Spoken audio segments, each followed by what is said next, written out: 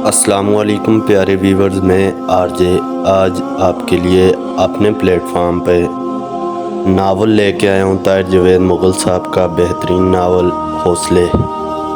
مختصر ناول ہے اور بہت ہی بہترین ناول ہے۔ طاہر جاوید مغل صاحب کسی تعارف کے محتاج نہیں ہیں، انہوں نے بے شمار ناول لکھے ہیں، انہی ناولوں میں سے یہ ایک مختصر ناول آج آپ دوستوں کو سناؤں گا۔ اس سے پہلے آپ سے گزارش ہے کہ ہمارے چینل کو سبسکرائب کر دیجئے اور بیل آئیکن پر کلک کرنا نہ بھولیے تاکہ ہمارے آنے والی ہر نئی ویڈیو کا آپ کو نوٹیفیکیشن مل سکے اور آپ بہترین ناولوں سے مستفید ہو سکیں۔ شکریہ۔ حوصلے ناول آنکھوں کے گوشے نم کر دینے والی ایک تحریر ہے۔ درندگی آج جنت نشاں کشمیر میں اپنی پوری اذیت ناکی کے ساتھ محو رقص ہے، لیکن بھارتی فوجیوں کے ایجاد کردہ ستم بھی آزادی کے متوالوں اور مجاہدین کے حوصلوں کو مانند نہ کر سکے۔ یہ جنگ آزادی صرف مورچوں، میدانوں اور وادیوں میں نہیں لڑی جا رہی، اس کے نظروں سے اوج الکش محاذ ایسے بھی ہیں جہاں حریت پسندی اور سرفروشی کی یادگار مثالیں قائم کی جا رہی ہیں۔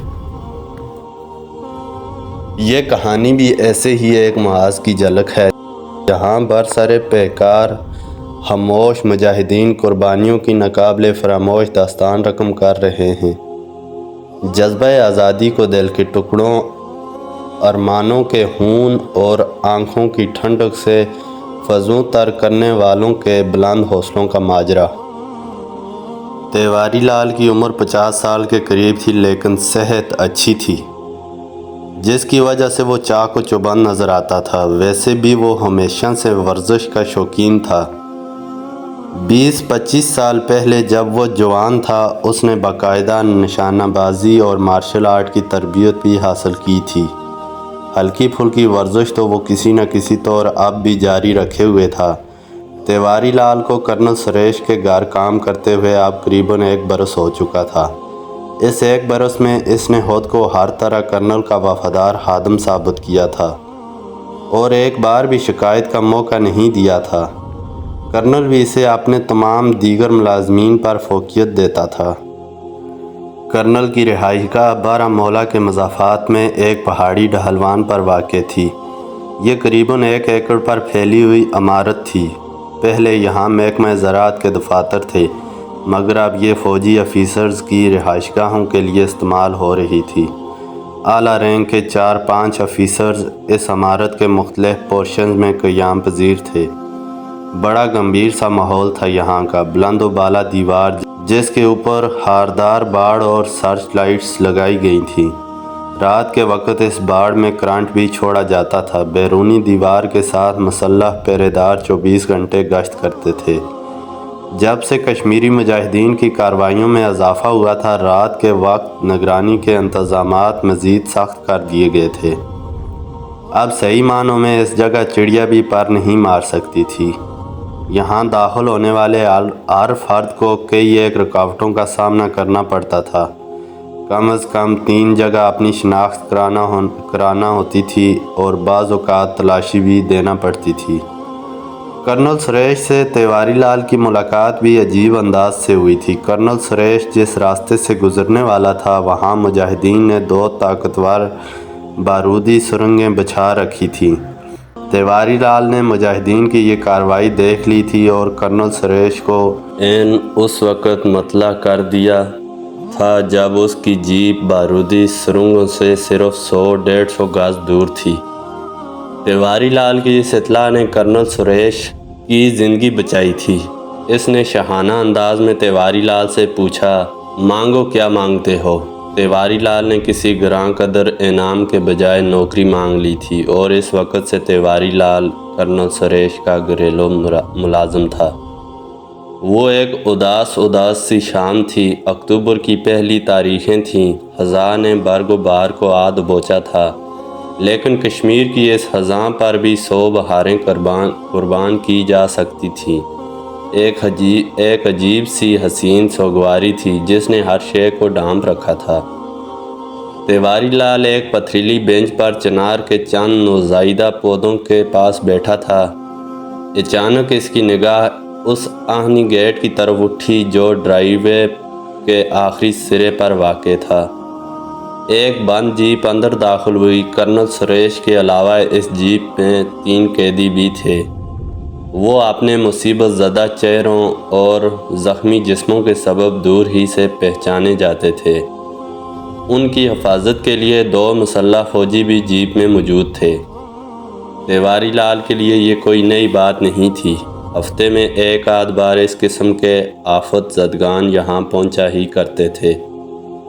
پھر عمارت کے ایک اندرونی حصے میں انسانی جسموں سے جان کشید کرنے کا عمل دہرایا جاتا تھا۔ رات کے سناٹے میں قیدیوں کی گٹی گٹی چیخیں اکثر سرونٹ کوارٹر تک بھی پہنچ جایا کرتی تھیں۔ اب تیواری لال کافی تجربہ کار ہو چکا تھا۔ اسے ان چیخوں سے ہی اندازہ ہو جایا کرتا تھا کہ کسی مصیبت زدہ کی کتنی مصیبت باقی رہ گئی ہے اور اس کی جان کف سے انصری سے کب رہائی پانے والی ہے۔ اسے بدنصیب افراد کی قوت مزاحمت اور سخت جانی کا اندازہ بھی ان چیخوں سے ہو جاتا تھا اور یہ بھی پتہ چل جاتا تھا کہ وہ کس قسم کے عذاب سے گزارے جا رہے ہیں، یعنی الٹے لٹک رہے ہیں، زد و کوب کیے جا رہے ہیں، سگریٹوں سے داغے جا رہے ہیں یا ان کی مومیائی نکالی جا رہی ہے۔ کبھی کبھار تیواری لال کو خود اپنی آنکھوں سے یہ تماشے دیکھنے کا موقع بھی مل جاتا تھا۔ اس روز چنار کے نوزائیدہ پودوں کے پاس بیٹھے بیٹھے تیواری لال نے جن قیدیوں کو دیکھا ان میں ایک لڑکی بھی شامل تھی۔ عمر بے مشکل 22 سال رہی ہوگی۔ وہ قبول صورت تھی اور کسی کالج یا یونیورسٹی کی طالبہ لگتی تھی۔ اس کے ایک ہاتھ پر تازہ پٹی بندھی تھی۔ اس کی آنکھیں دیکھ کر تیواری لال کو فوراً اندازہ ہو گیا کہ اسے کسی احتجاجی مظاہرے سے پکڑ کر لایا گیا ہے۔ لڑکی کی آنکھیں آنسو گیس کی وجہ سے سوجی ہوئی تھیں۔ اس کا رنگ زرد تھا اور ہونٹ بالکل خشک۔ مسلح فوجی اسے دوسرے قیدیوں کے ہمراہ کھینچتے ہوئے اندر لے گئے۔ تیواری لال اس لڑکی کو اچھی طرح پہچانتا تھا اور تیواری لال ہی کیا، کشمیر میں سینکڑوں ہزاروں لوگ اسے پہچانتے ہوں گے۔ وہ ایک اخبار میں کالم لکھتی تھی۔ کالم کے ساتھ کبھی کبھی اس کی تصویر بھی ہوتی تھی۔ اس کا نام نبیلہ احسن تھا۔ تیواری لال اخبارات کے مطالعے کا شروع سے شوقین تھا اور عالمی حالات پر گہری نظر رکھتا تھا، لیکن جب سے وادی کشمیر میں تحریک آزادی نے زور پکڑا تھا اور سنسنی خیز خبریں سرخیوں کا موضوع بننے لگی تھیں، اخبارات میں تیواری لال کی دلچسپی کئی گنا بڑھ گئی تھی۔ وہ اخبار بھی تیواری لال کے مطالعے میں آتا تھا جس میں نبیلہ کالم لکھتی تھی۔ نبیلہ کے کالم آزادی کی امنگ ترنگ سے بھرپور ہوتے تھے۔ نرم الفاظ میں انہیں بے باک اور ذرا سخت الفاظ میں باغیانہ کالم کہا جا سکتا تھا۔ وہ اپنے کالم کی کمان میں ہر صبح احتجاج کا ایک نیا تیر رکھ کر چلاتی تھی اور یہ تیر سیدھا ان غاصبوں کے سینے میں پیوست ہوتا تھا جو جموں کشمیر میں آگ اور خون کا کھیل کھیل رہے تھے۔ بہت سے لوگ حیران تھے کہ یہ لڑکی اب تک گرفتار کیوں نہیں ہوئی۔ آج یقیناً ان کی حیرانی دور ہو گئی تھی۔ ڈنر پر تیواری لال کی ملاقات کرنل سریش سے ہوئی۔ کھانا کھا کر کرنل نے بالشت برس لمبا سگار نکال لیا تھا اور صوفے پر بیٹھ کر اپنی بھاری بھرکم ٹانگیں شیشے کی نازک تپائی پر رکھ دی تھیں۔ 24 گھنٹے میں یہی وہ لمحات ہوتے تھے جب کرنل سریش خود کو ریلیکس محسوس کرتا تھا اور اس کے کرہت مزاج میں تھوڑی سی نرمی اور شگفتگی داخل ہو جاتی تھی۔ اگر تیواری لال کو کرنل سے کوئی بات کرنا ہوتی تو وہ انہی لمحات کا انتظار کرتا تھا۔ آج بھی وہ قالین پر کرنل سریش کے قریب ہو بیٹھا۔ بڑے صاحب، آج تو میرا خون بالکل کھول کر رہ گیا۔ تیواری لال نے بات شروع کی۔ بھگوان کی سوگند، سر سے پاؤں تک شریر میں چونٹیاں رینگ گئیں۔ میں نے اپنے غصے پر قابو پا لیا ورنہ پتہ نہیں کیا ہو جاتا۔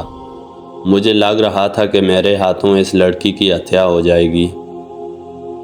کس لڑکی کی بات کر رہے ہو؟ کرنل نے پوچھا۔ وہی جسے آج آپ پکڑ کر لائے ہیں۔ ایک نمبر کی حرامزادی ہے۔ میں اخبار میں اس کا لکھا پڑھتا رہتا ہوں۔ لگتا ہے کہ شبدوں کے بجائے گولیاں نکلتی ہیں۔ اس کے قلم سے، بلکہ شاید لکھتی ہی بندوق سے ہے۔ رام قسم تن بدن میں آگ لگ جاتی ہے اس کی باتیں پڑھ کر۔ اب نہیں گولیاں چھوڑے گی قلم سے، بالکل تیر کے مافک سیدھی ہو جائے گی۔ تم کہو گے تو تمہارے سامنے بھارت سرکار زندہ باد کے نعرے لگائے گی۔ وہ تو میں جانتا ہوں سرکار، اب آپ کے ہتھے چڑھ گئی ہے تو سیدھی کیوں نہ ہوگی۔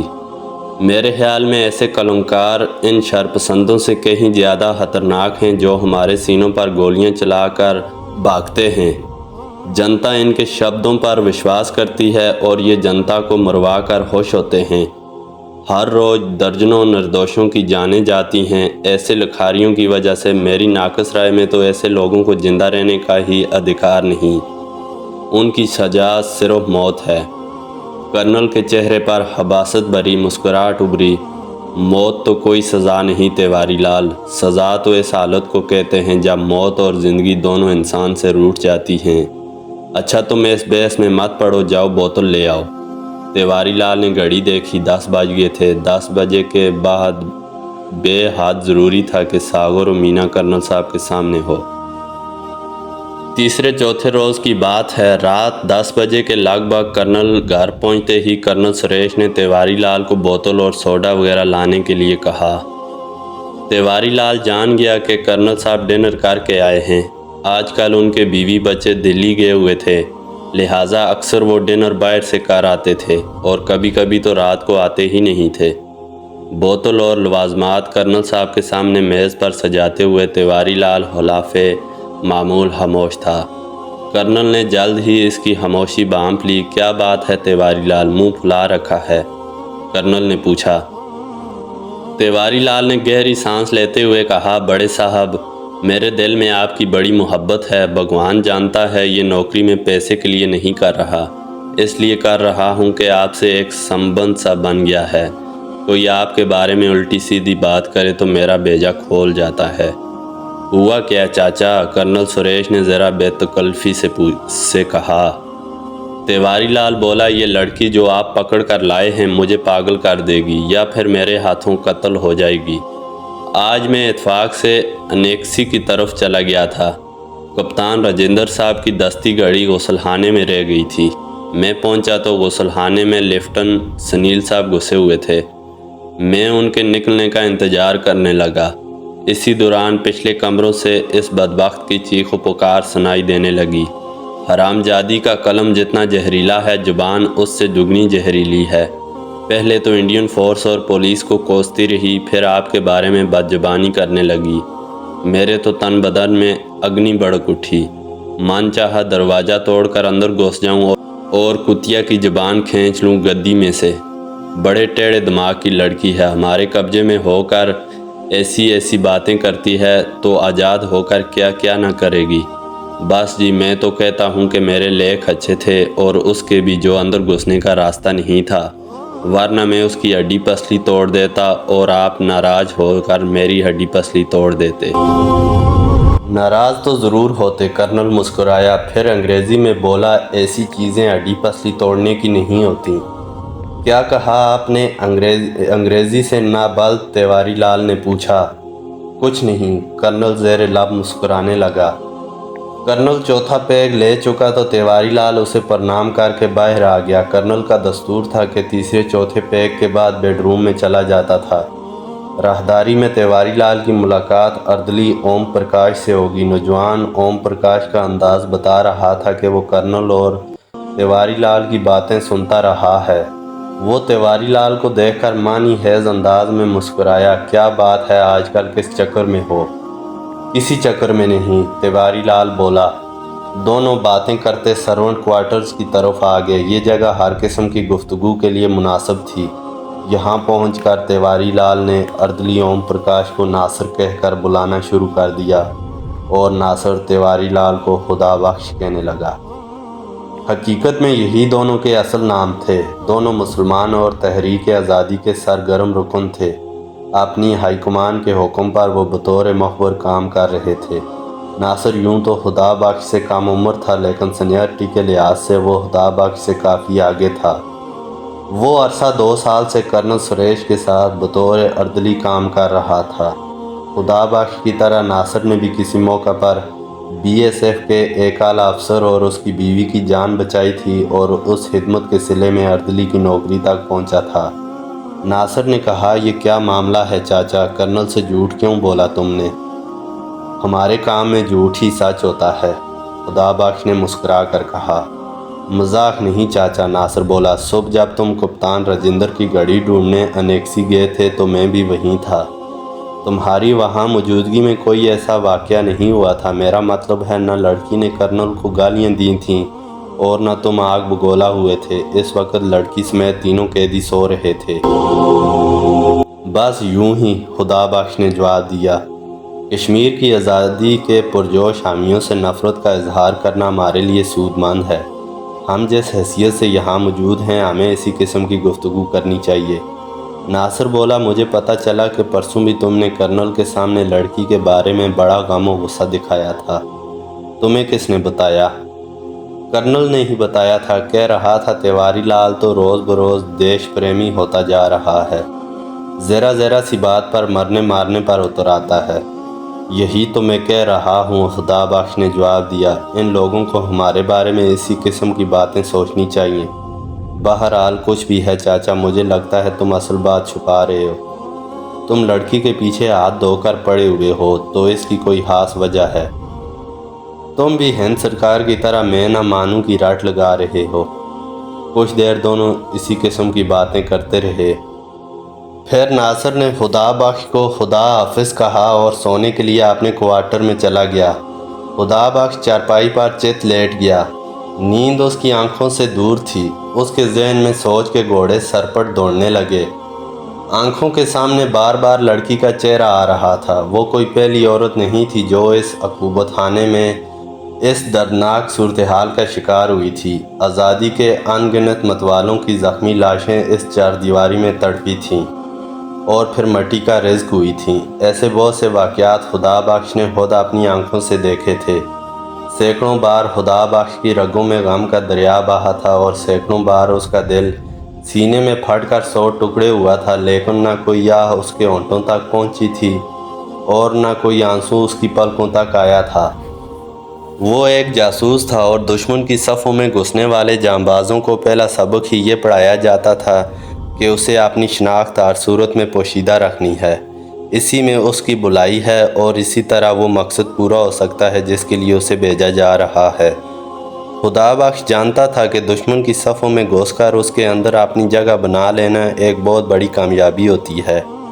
इस जगह के छिन जाने से जहाँ जासूस का नुकसान होता है, वहाँ उस काज को भी नाकाबिल तलाफ़ी ठेस पहुँचती है जिसके लिए जासूस काम करता है।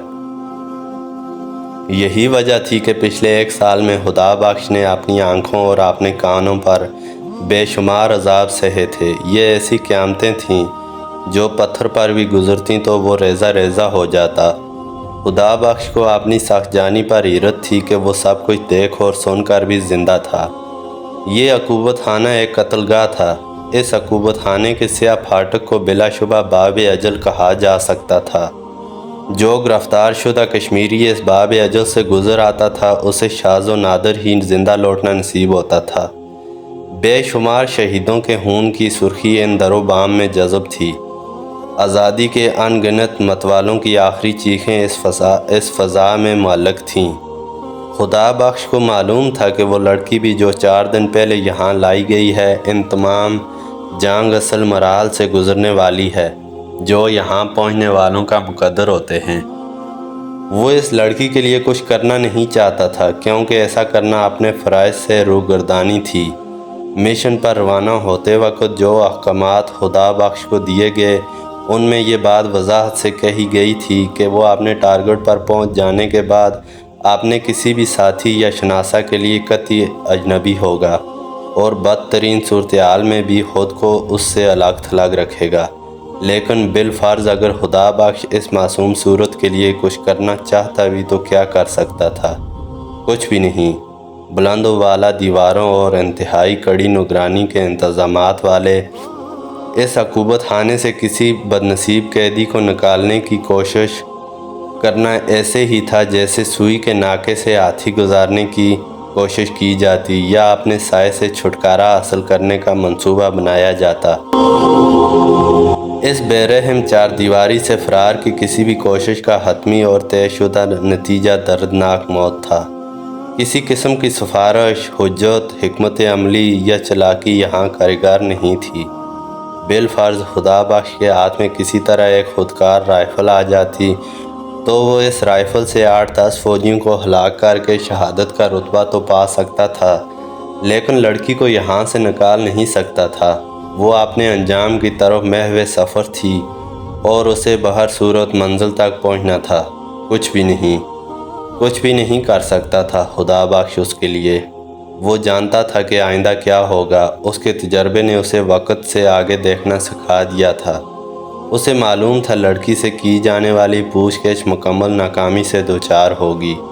وہ کشمیر کی بیٹی بہت سے دوسرے مجاہدین کی طرح ہر قسم کا تشدد سہ جائے گی، لیکن کچھ بتا کر نہیں دے گی۔ یہ ناکامی کرنل سریش کو جھنجھلاہٹ میں مبتلا کر دے گی، وہی جھنجھلاہٹ جو اسے تمام قانونی اور اخلاقی تقاضے بالائے طاق رکھنے پر اکساتی ہے، اور وہ سرتاپا اس وحشی فورس کا کل پرزہ بن جاتا ہے جو کشمیریوں پر ظلم و بربریت کے نئے ریکارڈ قائم کر رہی ہے۔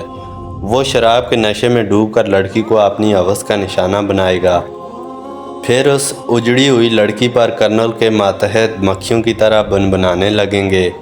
چند روز یہ انسانیت سوز شغل جاری رہے گا، پھر لڑکی کی لاش اس عقوبت خانے میں دفن ہو جائے گی یا ٹکڑے کر کے کسی ندی نالے میں بہا دی جائے گی۔ عنقریب یہ ہونے والا تھا، 8-10 دن کے اندر۔ رات کے 9 بجے تھے۔ انیکسی کے ایک اندرونی کمرے میں قیدی لڑکی نبیلہ احسن سے پوچھ گچھ ہو رہی تھی۔ پوچھ گچھ کرنے والوں میں کرنل سریش کے علاوہ 2 اور افیسر بھی تھے۔ ایک فوجی افسر تھا اور دوسرا سویلین افسر کا تعلق محکمہ اطلاعات سے تھا۔ وہ 2 روز پہلے دلی سے آیا تھا اور تفتیشی ٹیم میں شامل ہوا تھا۔ فوجی افیسر کی نسبت وہ قدرے نرم مزاج تھا۔ اس کی درخواست پر لڑکی کی ہتھکڑی کھول دی گئی تھی۔ دوسرے قیدیوں کی طرح لڑکی کو بھی ہتھکڑی لگائی گئی تھی۔ ہتھکڑی کی زنجیر ایک اونچی کھڑکی کی سلاخوں سے منسلک تھی۔ اصطلاحاً اسے کھڑی ہتھکڑی کہا جاتا ہے۔ ایسی ہتھکڑی کے سبب ملزم مسلسل کھڑا رہنے پر مجبور ہو جاتا ہے۔ لڑکی بھی پچھلے 72 گھنٹوں سے کھڑی تھی۔ اس کے پاؤں سوجے ہوئے تھے اور بے خوابی کی وجہ سے چہرے پر شدید تھکن اور نکاہت کے آثار تھے۔ یقیناً اس سے مار پیٹ بھی کی گئی تھی۔ ایک ہونٹ زخمی تھا اور پیشانی پر نیل کا نشان تھا۔ کرنل سریش وردی میں تھا۔ آتش دان کی سرخ روشنی میں اس کا چہرہ کچھ اور بھی سرخ نظر آ رہا تھا۔ اس کے ہاتھ میں چھڑی تھی۔ وہ گاہے گاہے اس چھڑی کی مدد سے لڑکی کی تھوڑی اوپر اٹھاتا تھا اور چنگاڑتا تھا۔ جواب دو، میں کہتا ہوں جواب دو، کس سے رقم لیتی ہو تم؟ کون اسپانسر ہے تمہارا؟ کون ہے؟ لڑکی نے اپنے ہونٹ مضبوطی سے بند کر رکھے تھے۔ وہ خاموش تھی، لیکن اس کا چٹان چہرہ بے زبان حال کہہ رہا تھا، میں کچھ نہیں بتاؤں گی۔ زیادہ سے زیادہ یہی کرو گے کہ میری جان لے لو گے۔ میری جان تو پہلے ہی میرے کشمیر کی ہے۔ میں اسے 100 بار اپنے کشمیر پر قربان کرتی ہوں۔ خدا بخش کمرے کے ایک گوشے میں خاموش کھڑا تھا اور اس پوچھ گچھ کا نظارہ کر رہا تھا۔ اس کے ہاتھ میں تھرموس تھا۔ وہ کرنل سریش کے حکم پر گرم کافی لے کر آیا تھا۔ اسے آئے ہوئے 20-25 منٹ ہو چلے تھے، لیکن کرنل اتنا مصروف تھا کہ اس کی طرف متوجہ ہی نہیں ہو سکا تھا۔ آخر خدا بخش نے مسلسل کھنکھار کر اسے اپنی موجودگی کا احساس دلایا۔ کرنل ایک گہری سانس لے کر کرسی پر آ بیٹھا۔ کافی لیجئے صاحبان۔ اس نے دونوں ساتھی افیسرز کو تھکے لہجے میں دعوت دی۔ نو تھینکس، سول افیسر نے فوراً کہا۔ میرا خیال ہے اب چلتے ہیں، باقی کل دیکھیں گے۔ اوکے، کرنل خوش دلی سے بولا۔ در حقیقت وہ خود بھی لڑکی کے ساتھ دماغ کھپا کر نڈال ہو چکا تھا۔ دونوں افیسرز رسمی کلمات کے بعد کمرے سے باہر نکل گئے۔ اب لڑکی کے علاوہ صرف خدا بخش اور کرنل کمرے میں تھے۔ کرنل بڑے تھکے انداز میں لڑکی کو دیکھ رہا تھا۔ اس کا یوں دیکھنا خطرے کی علامت تھا۔ خدا بخش کو اندازہ ہو گیا کہ اب 1-2 دن میں لڑکی بدترین مصائب کا شکار ہونے والی ہے۔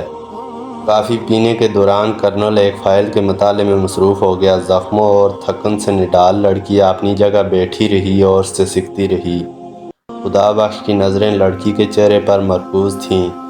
لڑکی جو زندہ تھی لیکن جس کی قسمت میں موت لکھی جا چکی تھی، اسے عنقریب مرنا تھا۔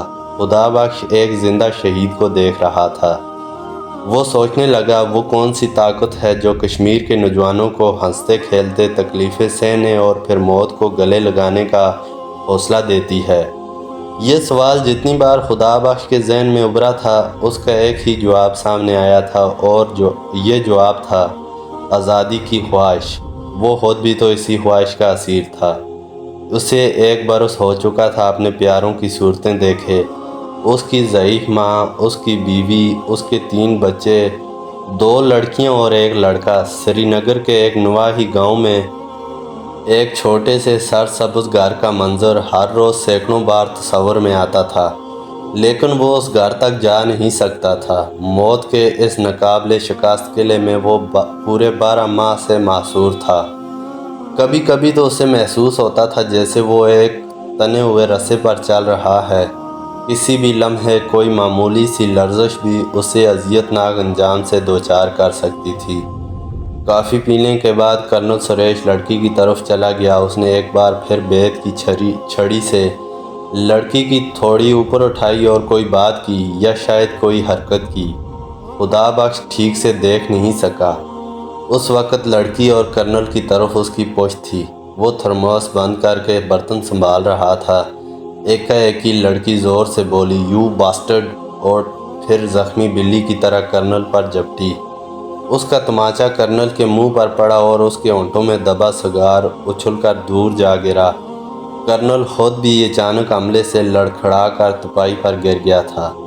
پچھلے کئی روز سے خدا بخش کسی ایسے ہی موقع کا منتظر تھا۔ کرنل کو گرتے دیکھ کر وہ تیر کی طرح لڑکی پر جھپٹا اور پھر ویشیوں کی طرح اس پر پل پڑا۔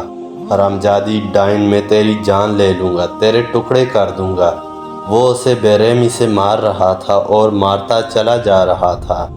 باہر سے 3 مسلح فوجی بھاگتے ہوئے آئے اور لڑکی کو خدا بخش سے چھڑانے کی کوشش کرنے لگے۔ کرنل بھی اٹھ کر اس کوشش میں شریک ہو گیا تھا، لیکن اس وقت تک خدا بخش لڑکی کو چند کاری ضربیں لگا چکا تھا۔ وہ مارشل آرٹ کے اسرار و رموز سے واقف تھا۔ اس کی کوہنی کی ایک بھرپور ضرب لڑکی کی نرم و نازک گردن پر پہلو کی طرف سے لگی تھی۔ یہ جان لیوا ضرب تھی۔ لڑکی بے ہوش ہو گئی تھی اور کسی بے جان شے کی طرح مسلح افراد کے بازوؤں میں جھول گئی تھی۔ خدا بخش پھر بھی اس پر جھپٹ رہا تھا۔ "بڑے صاحب پر ہاتھ اٹھاتی ہے، کتیا! میں تجھے زندہ نہیں چھوڑوں گا!" اس کے منہ سے جیسے جاگ بہ رہے تھے۔ کرنل اور اس کے ایک ماتحت نے بڑی مشکل سے کھینچ کر خدا بخش کو لڑکی سے علیحدہ کیا۔ کرنل نے لڑکی کے گال پر ہلکے ہلکے تھپڑ مار کر اسے ہوش میں لانے کی کوشش کی، لیکن لڑکی کا چہرہ بتا رہا تھا کہ صورتحال سنگین ہے۔ وہ بالکل بے جان نظر آ رہی تھی۔ "اسپتال لے چلو!" کرنل تیزی سے بولا۔ اب کمرے میں 7-8 مسلح افراد مزید آ چکے تھے۔ لڑکی کو ہاتھوں ہاتھ باہر کھڑی جیپ تک پہنچایا گیا۔ پھر جیپ نے یو ٹرن لیا۔ اس کے پہیوں نے طویل احتجاجی چیخ ماری اور لہراتی ہوئی اس گیٹ کی طرف بڑھتی چلی گئی جسے خدا بخش باب اجل کہتا تھا۔ لڑکی اسپتال کے راستے ہی میں دم توڑ گئی تھی۔ اس کی گردن کی ہڈی 2 جگہ سے چٹک چکی تھی۔ اس کی لاش کے ساتھ وہی کچھ ہوا تھا جو شہیدوں کی لاشوں کے ساتھ یہاں ہوتا آیا تھا۔ خدا بخش کو ٹھیک سے علم نہیں تھا کہ لڑکی کی لاش کا کیا ہوا۔ اسے جاننے کی ضرورت بھی نہیں تھی۔ وہ اب اس دنیا میں نہیں تھی۔ اس کا جسد حاکی کہیں بھی ہوتا، اس سے کیا فرق پڑتا تھا؟ خدا بخش اپنے کوارٹر کی گہری تاریکی میں چارپائی پر گمسم لیٹا تھا۔ دروازہ کھلا اور اوم پرکاش یعنی ناصر دبے پاؤں اندر آ گیا۔ اس کی آمد پر بھی خدا بخش نے بستر سے اٹھنے یا بتی وغیرہ جلانے کی کوشش نہیں کی۔ ناصر اس کے قریب کرسی پر بیٹھ گیا۔ "ہاں، کیا خبر لائے ہو؟" خدا بخش نے پوچھا۔ खबर तो अच्छी ही है। शाम के वक्त काफ़ी देर कर्नल सुरेश और कर्नल मेहता में बहस होती रही है। कर्नल राजेंद्र और चोपड़ा भी वहां मौजूद थे। कर्नल सुरेश ने उन्हें यकीन दिलाया है कि जो कुछ हुआ एक इत्तफाकी हादसा था और इसमें किसी तरह की साजिश का अमल दखल नहीं है। कर्नल कह रहा था तिवारी लाल लड़की से हार खाता था और 2-3 दफ़ा उसकी तेज़ और तीखी बातों से मुश्तहिल हो चुका था। जब लड़की ने तिवारी लाल के सामने दिलेरी दिखाई और उसके मुंह पर तमांचा दे मारा तो तिवारी लाल के लिए खुद को संभालना मुश्किल हो गया। वो आग बगोला होकर लड़की पर पल पड़ा। लड़की पहले ही कमज़ोर थी। मारपीट के दौरान उसकी गर्दन पर चोट लग गई और वो बेहोश हो गई। बस इसी किस्म की बातें होती रहीं अफसरान के दरमियान। फिर क्या फ़ैसला हुआ? खुदा बख्श ने नासिर से पूछा। वही जो तुम चाहते थे, नासिर ने जवाब दिया। तुम इस इल्ज़ाम से तकरीबन बरी हो। कर्नल सुरेश आला अफसरान को खुद ही कोई तसल्ली बख्श जवाब दे देगा और यहाँ पूछता भी कौन है ऐसी मौतों को। शुक्र है खुदाया, खुदा बख्श के होंठों से निकला। नासिर बोला, तुम्हारी स्ट्रेटजी बड़ी कामयाब रही है। मेरा ख्याल है तुम पहले दिन ही लड़की को मारने का फ़ैसला कर चुके थे। मारने का फ़ैसला नहीं, छुटकारे का फ़ैसला कहो, खुदा बख्श ने जवाब दिया। ये बात तो तय थी कि लड़की को मरना है। मैं नहीं चाहता था कि वो मौत को तरस तरस कर मरे और अपनी इज़्ज़त आबरू भी गंवाए। खुदा का शुक्र है मैं ये सब कुछ कर गुज़रा और इस वाक़े के सबब मेरी यहाँ हैसियत पर कोई असर भी नहीं पड़ा, बल्कि शायद कर्नल की निगाह में मैं कुछ और मोतबर हो गया हूँ। नासिर बोला, मैं पहले से जानता था चाचा, तुम जो कर्नल के सामने हर वक्त लड़की के खिलाफ ज़हर उगलते हो तो इसकी कोई ख़ास वजह ज़रूर है। मैं तुम्हारी इस चाल की तारीफ़ करता हूँ। शुक्रिया, खुदा बख्श की सपाट आवाज़ उभरी। एक आखिरी बात पूछना चाहता हूँ चाचा, नासिर ने कहा। क्या? तुम 2 रातों से मुसलसल रो रहे हो। मैंने अपने कमरे में तुम्हारे रोने की आवाज़ सुनी है। तुम्हारी आंखें भी सूजी हुई हैं। नहीं तो मैं कब रो रहा हूँ? तुम गलत कहते हो चाचा, तुम इस वक्त भी रो रहे हो। कहो तो बत्ती जलाऊं? खुदा बख्श ने जल्दी से आंखें पोंछ ली। नासिर ने बड़ी मोहब्बत से खुदा बख्श का हाथ थाम लिया। क्या बात है चाचा, मुझे नहीं बताओगे क्या? एकदम जैसे किसी बहुत बड़े सैलाबी रेले का रास्ता रोकने वाला बंद टूट गया। क़यामत हैज़ शोर से लहरें उछलीं और हर रुकावट को तहस नहस कर गईं। खुदा बख्श तड़प कर नासिर के गले से लगा और फिर हिचकियों के साथ ज़ारो कुतार रोने लगा। क्या बात है चाचा? नासिर ने दिलदोज़ अंदाज में पूछा। खुदा बख्श ने कराह कर कहा, नासिर, परसों मैंने किसी और को नहीं अपनी बेटी को मारा था, अपनी सगी बेटी को। वो मेरी बेटी थी नासिर, वो मेरे दिल का टुकड़ा थी, वो मेरी आंखों की ठंडक थी, वो मेरी जान थी नासिर, वो मेरी लाडली बेटी, वो मेरी नन्ही सी बेटी जो मेरे सीने पर सर रख कर सोती थी, जिसकी गर्दन पर मैं बोसे दिया करता था। हाँ नासिर, मैंने उसी नाजुक गर्दन को तोड़ा है, उसी के बेजान जिस्म पर गोंसे बरसाए हैं। चंद लम्हे कमरे में जिगर पाश सन्नाटा रहा। इस सन्नाटे में सिर्फ खुदा बख्श की हिचकियाँ गूंज रही थीं। फिर नासिर के जवान बाजुओं ने पूरी ताकत से खुदा बख्श को सीने से लगाकर खींच लिया। वो उसे तसल्ली देने लगा। हौसला कर चाचा, हौसला कर, वो मरी नहीं, ज़िंदा है, वो शहीद है। हर वो नबीला ज़िंदा है जो इन बेरहम दीवारों के अंदर गोट गोट कर मरी है। वो सारे शेर जवान ज़िंदा हैं जिन्होंने इस अकूबत खाने की दीवारों को अपने लहू के छींटों से सजाया है। हमें इन शहीदों की कसम है चाचा, हम इस तारीक रात का सीना चीर देंगे। हाँ, हम चीर देंगे इस रात का सीना। फिर सुबह सादक तुलू होगी। हमारे कश्मीर पर आज़ादी का वो सूरज चमकेगा जो जबर की हर जंजीर को पगला कर पानी कर देगा। हौसला करो चाचा, हौसला करो। सुनने वाले दोस्तों से गुजारिश है कि कमेंट में ज़रूर बताएं कैसा लगा ये नावल और चैनल को सब्सक्राइब करना न भूलें। بہت شکریہ، ہمارے ساتھ جڑے رہیں مزید ایسے بہترین ناول سننے کے لیے۔